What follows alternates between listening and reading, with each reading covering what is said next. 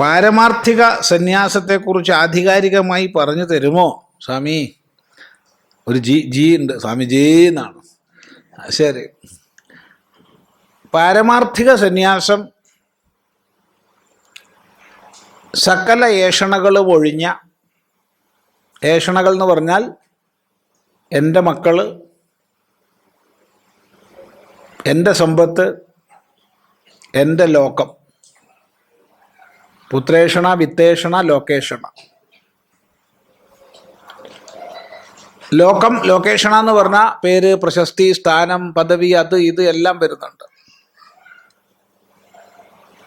ഈ ഏഷണകൾ ഒഴിഞ്ഞ സഹജസ്ഥിതിയാണ്. തീർത്തും ജ്ഞാനവൈരാഗ്യ ലക്ഷണമാണ്. സർവകർമ്മങ്ങൾക്കുമുപരി സ്വരൂപനിഷ്ഠയിൽ കഴിയുന്നതാണ്. അയാൾ പുറമേ ബ്രഹ്മചാരിയാവാം, ഗൃഹസ്ഥനാവാം, വാനപ്രസ്ഥനാവാം, സന്യാസിയാവാം. എന്നാൽ ആന്തരികമായി ഈ ഒരു നിഷ്ഠയിൽ കഴിയുന്ന ആള് പാരമാർത്ഥിക സന്യാസിയാണ്. ഒരു പാരമാർത്ഥിക സന്യാസിയെ പുറമേ നിന്ന് നോക്കി കാണാൻ കഴിയില്ല.